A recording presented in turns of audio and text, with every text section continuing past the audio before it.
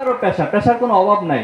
তুমি যদি সিরিয়াল করো যে ডাক্তার, ইঞ্জিনিয়ার, ব্যবসায়ী, এরপর আইনজীবী, বিচারপতি, এভাবে যদি সিরিয়াল করতে থাকো, তুমি কখনো লিখে শেষ করতে পারবে না।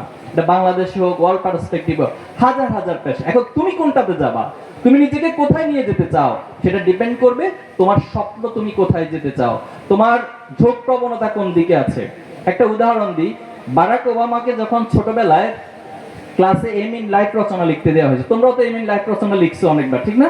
মুখস্থ করে লিখছো, I want to be doctor. Doctor হবে না কি হবে সেটা পরে দেখা যাবে, বাট আপাতত পরীক্ষা পাস করার জন্য ডক্টর হিসেবে এম ইন লাইফ হিসেবে রচনাটা খুব ভালো।